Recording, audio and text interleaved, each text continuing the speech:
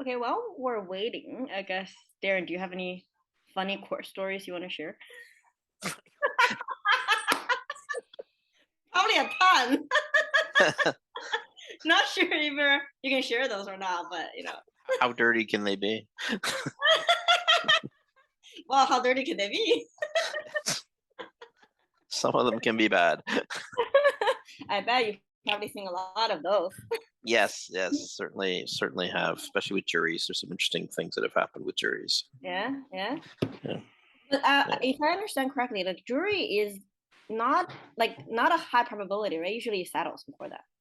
yeah, yeah. That's juries are well. First of all, they've been stopped during COVID unless it's a criminal case. Yeah. But they're starting. They've just started re-allowing them in for civil matters, but it's not very frequently something goes in front of a jury in a injury type claim. Um, And I don't know if they're going to keep them or not. Quite frankly, there's a lot of debate about whether or not they should just get rid of them at the end of the day. And I heard like getting drafted for being a juror is like the worst job ever because it's paid so little and you have to like um and you know like take time off work, like you can't even say no, things like that. Yeah, well, it depends what you are. I mean, if you're a government worker or something like that, it works great because you're automatically paid to be there. They have that in their collective bargaining contracts. So usually the happiest jurors are either government workers. Retired people are sometimes very happy to get on juries because they like to watch the process and it's kind of exciting for them. Or people that essentially don't have a lot to do during the day. But anybody that is in a profession where they need to make their own money, such as a realtor. Realtors are very, very adverse to sitting on juries. An accountant, anybody in that type of profession is just going to do whatever they can to try to stay off of the jury because they're just losing money while they're in there. And so, Legally, can you actually stay off jury duty? um, well, no, I mean you have to serve. Now, you could tank yourself by saying something stupid in court, like I hate all these people, or I hate all women, or I hate all men, or something like this. If you were to act like a crazy person, they'd automatically kick you out anyway. So I guess you could purposely tank yourself. But Oh, I but see. Okay. but we have one of the problems we actually run into is the fact that when we run trials with ethnic groups, like if the plaintiff happens to be a Indo-Canadian person or a Chinese person or a Thai person, Filipino person, we don't get a lot.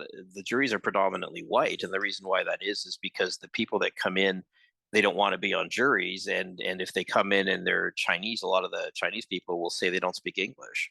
Or don't understand English very well, and there's usually no way to test that as to whether that's true or not. So a lot of them get out of sitting on jury duties. We had one where a young guy was actually in there saying he didn't understand English very well because he obviously didn't want to be on the jury, and he was a young Chinese guy in his 20s. And the judge was getting a little bit, I think, pissed off because so many people were saying they don't want to be on the jury. He started asking the guy, like, well, were you born here? Yes. Did you go to school here? Yes. Did you go to university? Yes. Do you have a university degree? Yes, from SFU. You gotta be He's kidding me, right? like you don't understand You English, gotta be kidding me. Oh my god. right? So he ended up being on the jury. So Oh my goodness. Oh my goodness. Oh, all I can assume is his friends said, "Hey, go in there and say you don't speak English, and they'll just kick you out." I assume oh my somebody just god. told him that. I don't think he was expected to get grilled on proving he doesn't speak English, right, for the court. So Oh my so goodness. he ended up so he ended up getting kicked off. So yeah, so people have inventive ways to avoid juries, and so juries do tend to be predominantly white people, predominantly there's a lot of old elderly people because again, retired people don't seem to mind sitting on juries, or people in government type professions that are getting paid whether they're there or not, right? They're getting their same salary whether they're at Right. work or they're not at work. Essentially, if They you have high utilization of your time, you don't want to sit on jury, but you have low utilization of your time, then you would sit on. yeah, Then you would. Okay. yeah, yeah, Okay. yeah. Yeah. Okay. It's 7:10, and we still have some people who haven't joined. Do we just want to start or? you want to wait more? Mm. I love it. I love it. I love it. Why don't we just start? Because we're gonna play back this anyways. Do you think it's good to start now, and just people will trickle in along the way? Are you asking Shirley or asking me? Shirley, what do you think? I think you probably. Sorry? I just send a quick reminder to everyone. I think, yeah, let's get started. We have the attendees already, so let's get started because we will have playback anyways, right? So. Yeah. Okay. Let's get started, and people will trickle in anyways. Yeah. Okay. So you know what? I will start you off, Darren. Sure. So the reason why, and we've talked about this, the reason why we're having this, because even though we've been doing this for about 4 years, I think, like people actually don't understand what legal lending is, because most of the people I know are real estate investors. They know where to put money in real estate, but they don't understand, there's such a thing called legal lending, and they can get double-digit returns and a very easy process as well. And it's covered by insurance and things like that. So that's why, like, and I know there's a special opportunity right now for shorter term. So that's why when I heard about this, I'm like, people need to know about this opportunity. So let me just start off by saying that I think we have known each other for more than 10 years. Yeah. For more than 10 years. And I went through this process myself, so I know what it's like to go through a case. And I can personally verify this. I did not pay any expense during the whole case period, whereas your office covered the expense for everything, and everybody just paid in the end. So that I can personally verify that is true. So also, so I guess that's how I can very easily grasp the concept, and I do legal lending myself every year, along with my family as well. So, and we've been doing this for a bunch of lenders for about 4 years now, 4 or 5 years now. So what is legal lending, just for people who actually have never, most of the people who are actually here today never participated in legal lending, and I've been doing that for a couple of years. Like my lender have been doing that a couple of years. We've known each other for 10 years. I went through the process. So just explain to us, what is legal lending?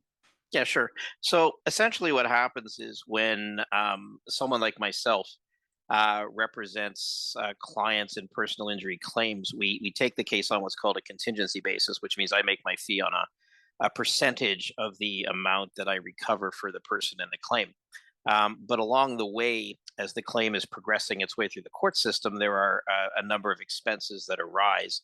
The bulk of those expenses tends to be the cost of medical records, the cost of medical reports, the cost of other expert reports, whatever they may be, that may be required to appropriately assess the claim.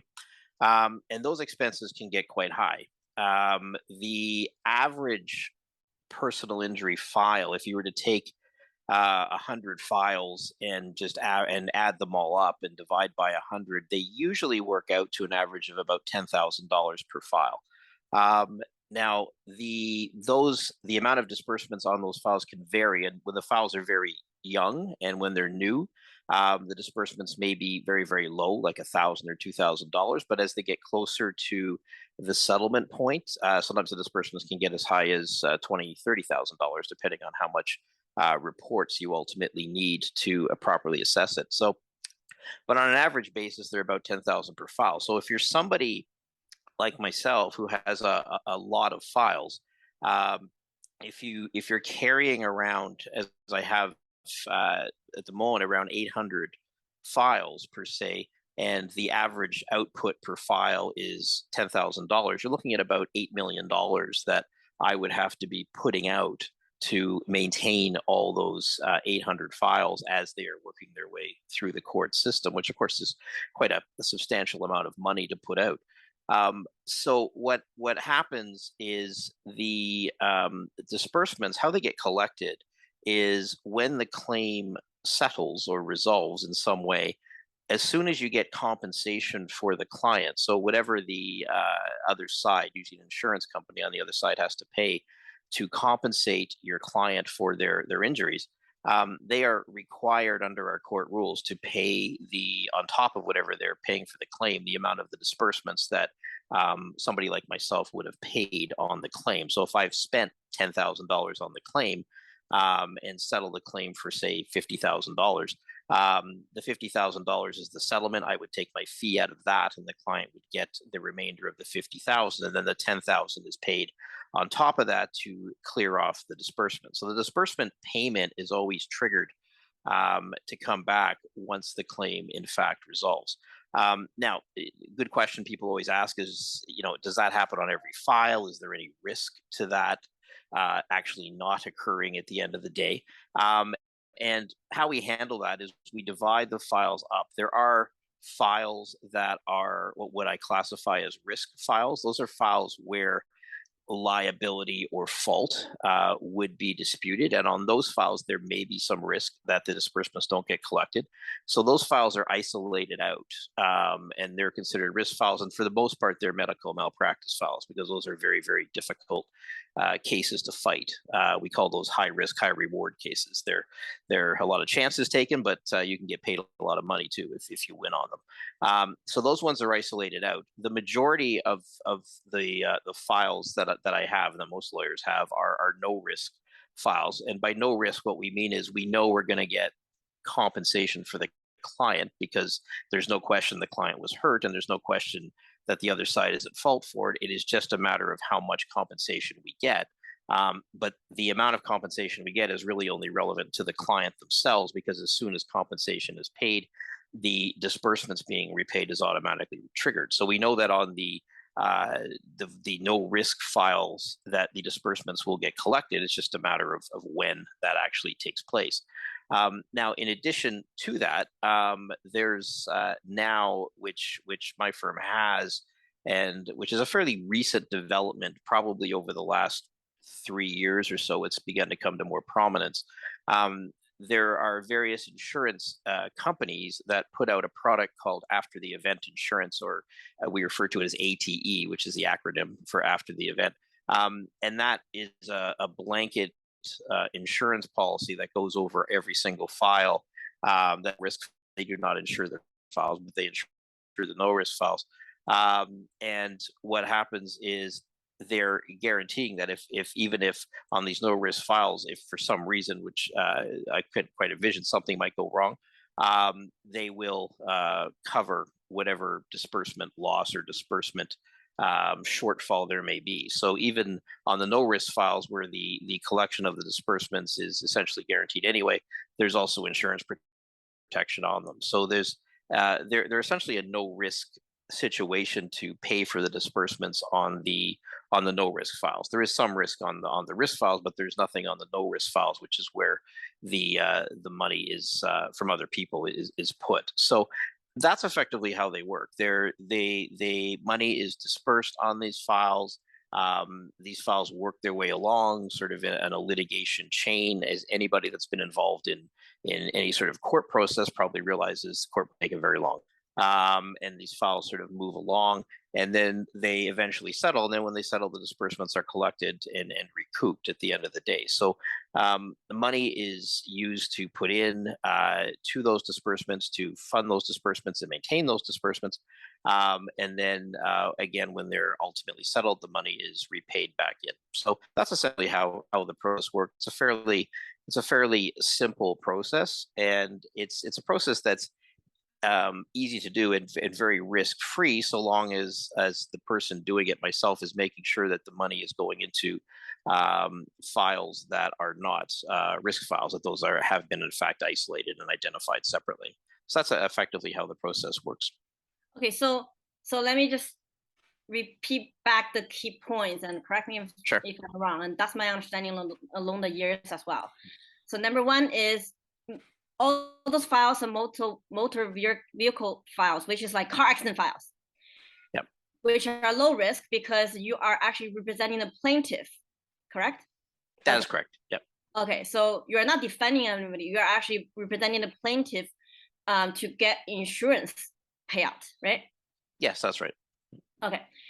And then the other point, so that insurance is like low risk because, like as you said, people get hurt and it's proven they get hurt. So it's just a matter of time you get payout from that. Okay. Number two is you mentioned you're only putting low risk files in the pool, and the money is essentially a accounts receivable financing, right? If I look at it, it's like accounts receivable financing. You know you're getting the money within 12 months, and you just need to front the money up front in order to process the case. So you know money is coming in, so it's accounts receivable, and also there's insurance covering the payout of this loan. Correct? That's correct. Yep. Okay. So okay, that's that's good. So we have one question right now. So let's just take question along the way. Okay. Can you see the Q&A? Let me see. Yeah. Oh, hang on. I see Q&A 1. I can press on it. Oh yeah. Recent. You want me to read it and then I can answer it? Okay. Yeah, sure. All right. Read it, please. Sure. Okay. So it says recent legislative changes have introduced a no-fault model for auto liability claims arising from motor vehicle accident occurring on or after May 1st, 2021. Does that change have an impact on your work? That is a very good question.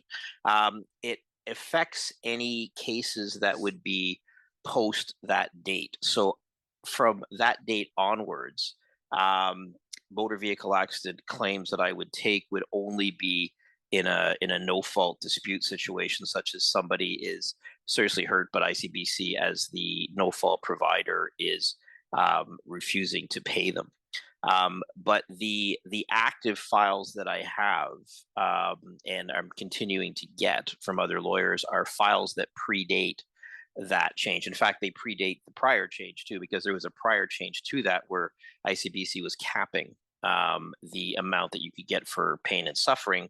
That was commencing in 2019, which restricted the amount of recovery you could get. It didn't restrict your disbursements, but it restricted the amount of recovery you could get for your client, which made somebody hiring me to be less potentially attractive to them, and I may not want to take their case because the amount of money I could get for them may not be worth their while in having me. But the cases that I have, the roughly 800 that I currently have, and then the other 250 that are coming in, are all cases that predate the time of the changes. And if the cases predate the time of the changes, then that legislative effect does not impact them. So long as the car accident itself was prior to that date, then it works on the former old system, what we call the pure tort system, which is where you can sue for whatever your claim happens to be worth. And cases can last, let's say, very, very long time. As I say, we've got cases that are, going back to that period of time that are still ongoing. And as I said, I've got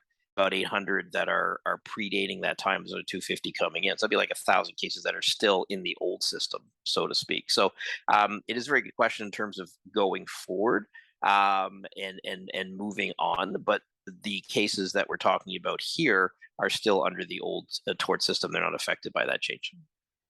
Okay, so as a follow-up to that, what date are you referring to? Well, the date the actual change came in was in 2021 in April or May.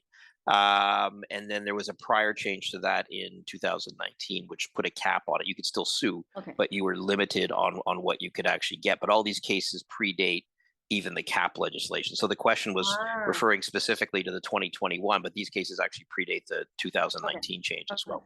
So if I understand correctly, that means the cases you have right now, which a lot of the money is putting in, predates that. But as the time goes on, those dates would, like, the case will resolve and the pool would get smaller. So the opportunity to get in the pool actually will decrease over time. Is that right?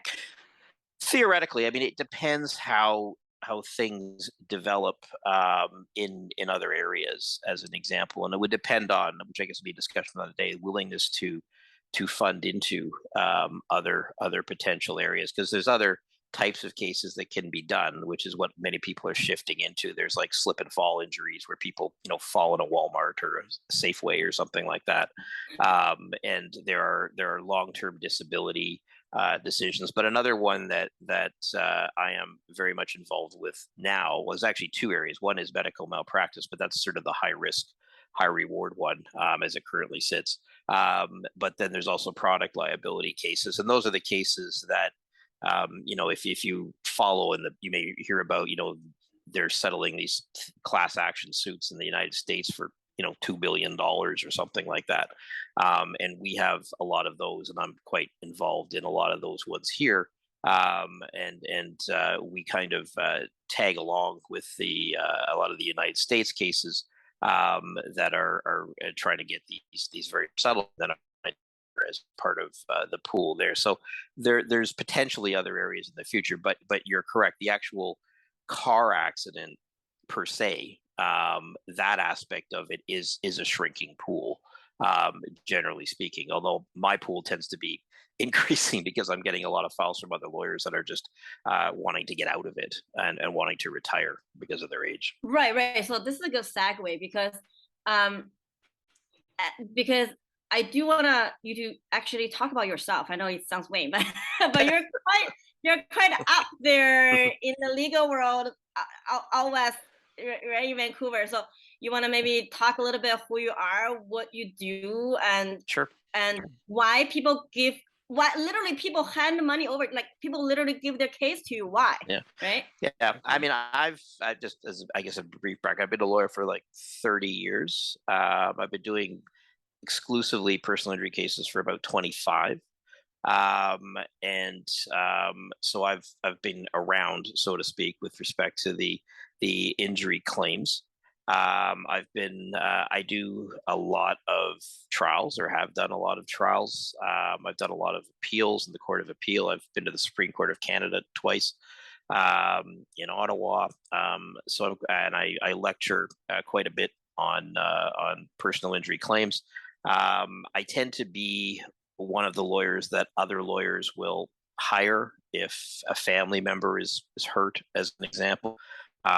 Many defense lawyers, which are the lawyers that I'm basically against, for the most part, in a lot of personal injury claims. I represent a lot of their family members when they get hurt. So the family members get hurt, even though they're arguing with me all the time in court or negotiating, if their family members get hurt, they tend to refer them to me and have me represent them.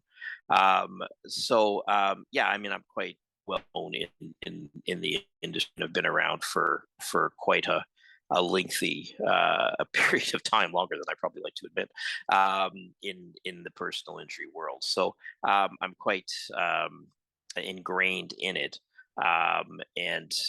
For myself personally, when the shift and the legislative shifts began to come into place, which your person asked a question about, I was already moving sideways into other areas, being the medical malpractice and the product liability, because I kind of foresaw that coming. And that's why those areas are quite expanding for me, and are increasing in size as well. But then I still have these large number of these other cases going on, and as I've noted, and as you've noted, people, when they tend to retire, because a lot of lawyers are just getting to the point. A lot of the ones, I kind of came in, and a lot of the personal injury lawyers were about 10, 20 years older than I was. And so they're all now around mid 60s, some are close to 70. And so a lot of them are just retiring. And so they have a bunch of files. They've got a lot of disbursement money out on it. They want to get their disbursement money back. And so they want to give it to somebody they trust. So they contact me to take over their clients' claims. And that's the situation that's going on here. And so I do that and then proceed forward with their clients' claims and resolve them. So that's why I keep, even though as a general concept, the pool should be getting smaller, for me, it tends to be going up, just because I'm taking on other people's files who are getting out of the business, so to speak. Got it. And we've always had 12 months turns, including my own money. But this time, I think you mentioned, because you're taking new files over, some of them are actually maturing very soon, so you can actually do a 6 month turn, right? Yeah. For some of them, I mean, what files, like, they move along as sort of like a pipeline. Is how they kind of move along, and they're at various levels of maturity. But when I in a situation like this, where I'm sort of taking over somebody else's active file load, those files are already at or at least some of them are already at a fairly active level of maturity, which means that they are, as we would put it, ripe for settlement. They are at the point where they could be settled. They're at the point where there may be a trial date impending, so something has to happen. It either has to settle or has to go to trial. A lot of times there's a mediation, which is essentially a negotiation session to try to settle the case. So there's a lot of them that are at that point because these files are coming in at already, a lot of them are already at a mature state. So I can look at those and I can estimate, how many of these are likely going to turn over within a 6-month span, simply because of the fact that they are that far along the pipeline, so to speak. They're almost at the end already. So really, I'm just coming in having to pay the disbursement account off to clear off the other lawyer, and then really commence negotiations on the claim to try to get it resolved. Got it. Okay, we have another question coming in. Yeah. Do you want to open it up and read it? Yeah, let me take a look here. Okay, it says, do you have a plan to expand the loan to cover the cases arising from person other than motor vehicle accidents? Does the after event insurance apply to the type of cases? Another very good question. This is a very good question. We actually talk about this, and I kind of want to touch this here. I do want you to explain about the coverage and what the future may look like. Yeah, I'll sort of get to the after event insurance generally restricts itself to the following: car accident claims, claims like slip and falls. So again, if you fall in a mall or fall on somebody's property, or any sort of general sort of injury type claim where you might be hurt by another person, even if it's not a slip and fall. As an example, I have somebody who was cutting down a tree on their front lawn and fell and smashed onto somebody who was walking down the street. So any sort of claim like that, the after event insurance will cover. For those sort of claims, I still have those classified as risk files, although I think technically they're probably not. But I try to be fair to people and just keep the motor vehicle accident claims in the pool, so to speak. But those other ones are probably no risk because, again, covered by ATE insurance. But there's more of a liability dispute on those, even where the guy's cutting down the tree and it falls on the person. What is his responsibility as an owner? It's a more legally technical argument that is not necessarily a slam dunk if you go into court, so to speak. So but after event insurance will continue to cover those. After event insurance does not cover medical malpractice claims because they are deemed to be, as I said, very high risk claims. So those are claims that I just fund myself and take the risk myself. So if I figure if I'm going to run the risk, it'll be my money that I'm running the risk with, not anybody else's money.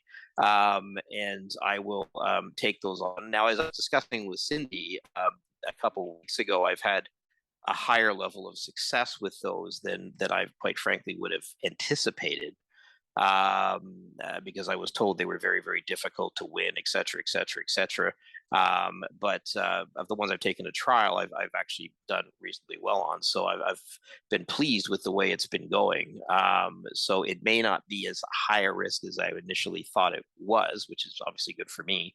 And I'm also, there's sort of things I'm attempting to do in the way the law analyzes these cases to make them less risky to plaintiffs going into court, to the extent that even if they lose, they might still be able to recover their disbursements. If I could ever convince the court to take that step and go along that line, that would, I think, change the playing field for medical malpractice claims, because then disbursements would suddenly go from being very high risk to very low risk on those claims. And then ATE may actually come in and cover them at that point. And ATE's actually contacted me about that to keep monitoring for whether I'm having a success in that area or not. So I mean, certainly expansion into those other areas.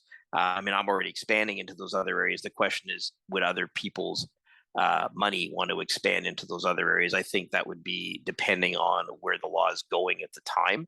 I'm still, and there's so many of the no risk files. There's no point at the moment to look at those.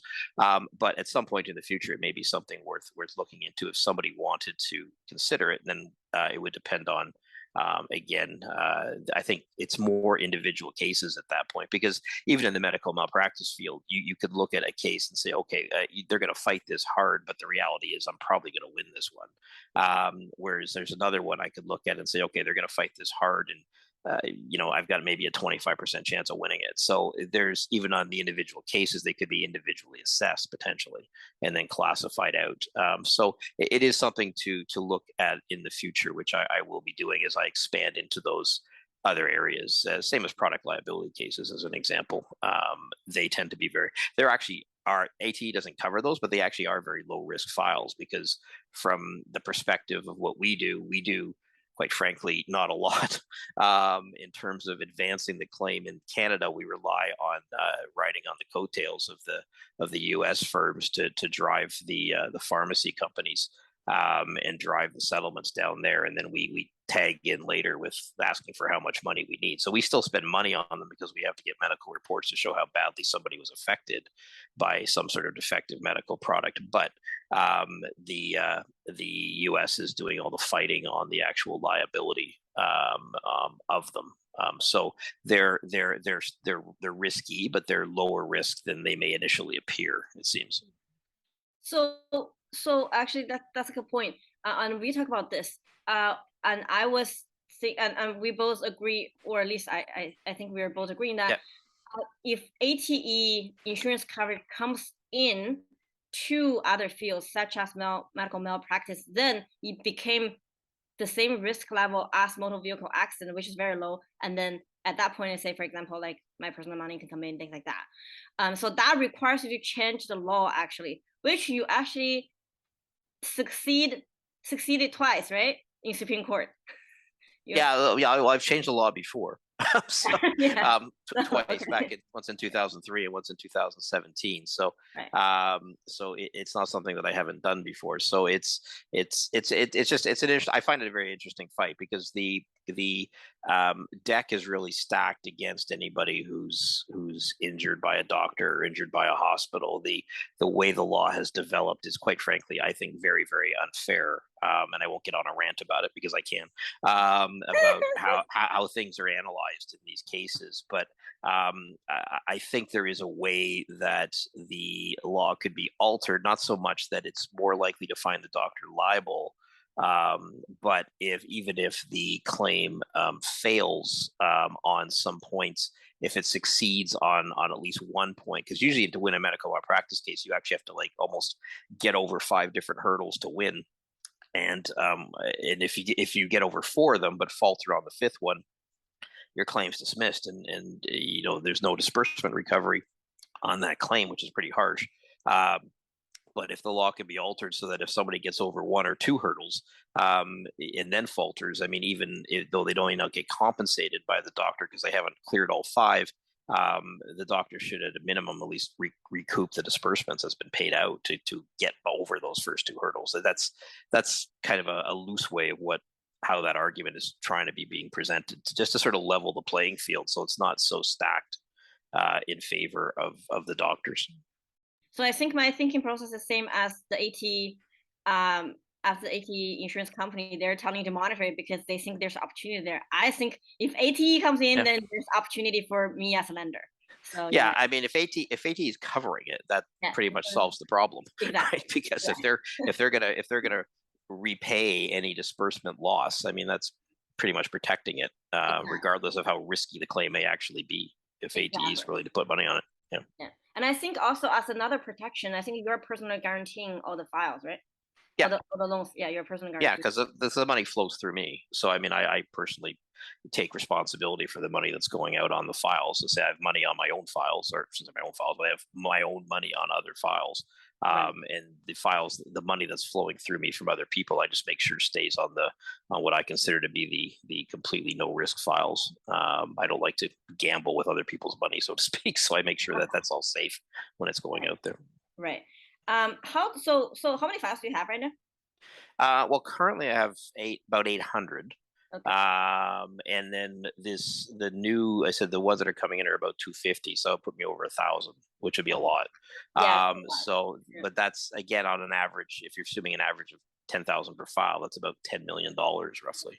and Yeah. disbursements Yeah. at the end of the day. So, Yeah. so a lot of law firm provides, that comes back to why you're doing this, because a lot of Yeah. law firm provides credit to their lawyers to do that, right?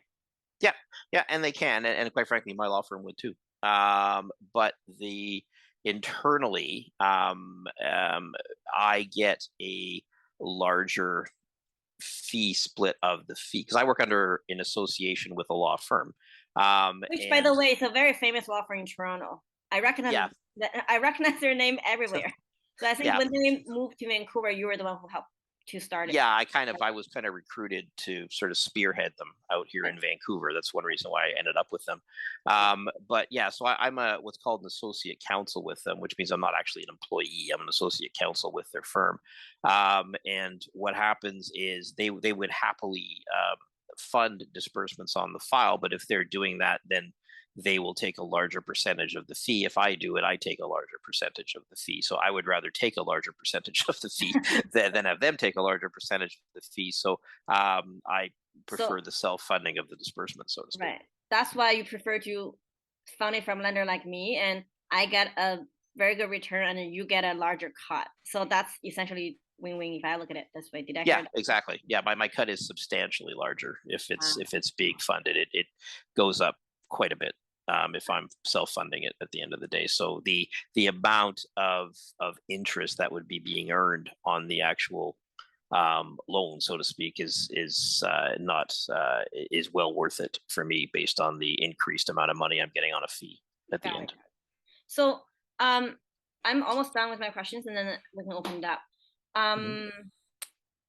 Well, again, sorry, just to remind everybody here, this is not a sales thing. Like, today's just educational seminar. Like, I'm just sharing what I have been doing and what's been happening, like what I'm experiencing. So, you take the knowledge and judge for yourself and ask your question here.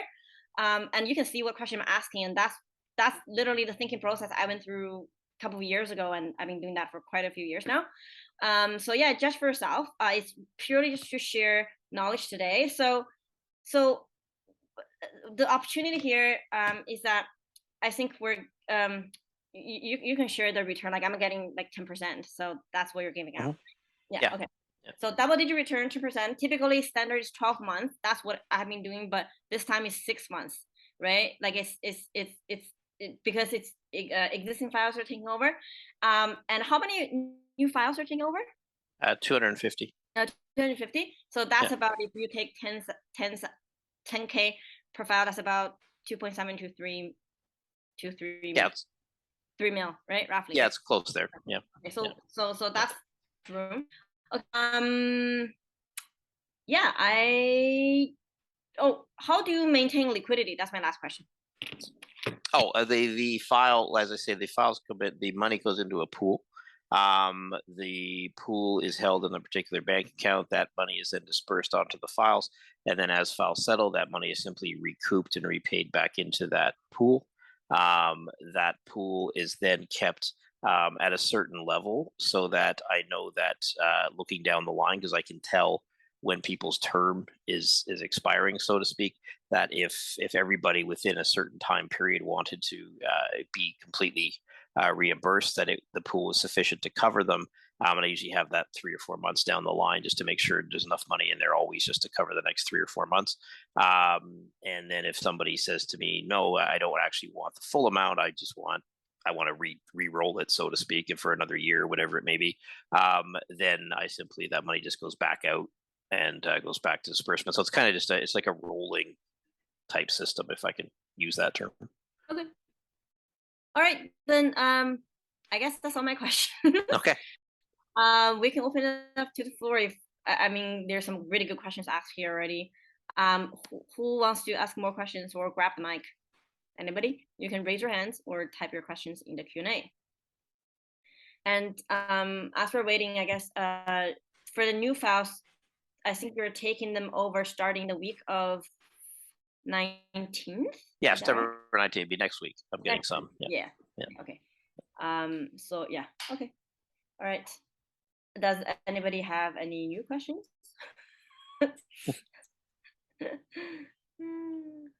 So what's like? Okay, so like, what is the risk here? I guess then. I don't see one actually.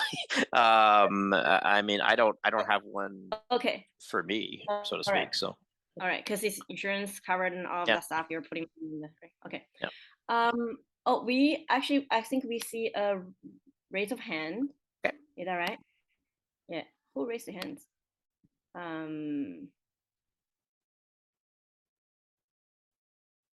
Somebody raised hands. Oh, I think it's Ruby, right? Ruby, can you unmute yourself?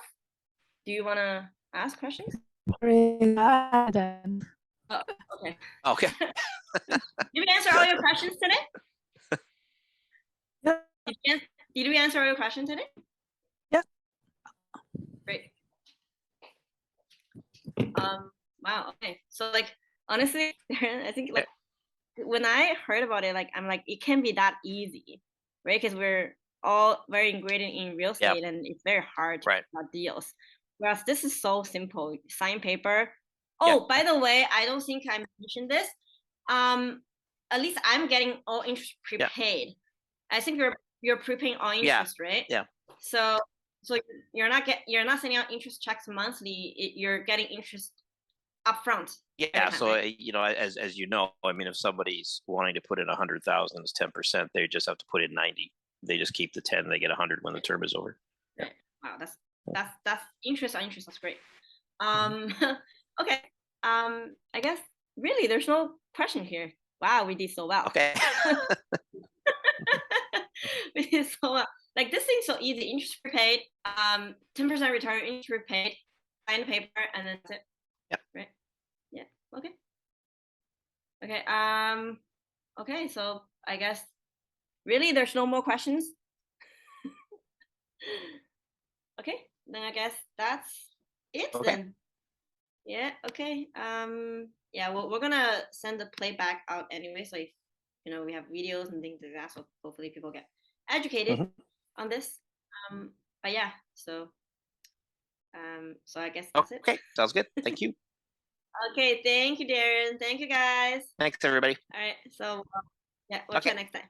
Thank Bye-bye. you. Yeah. Bye.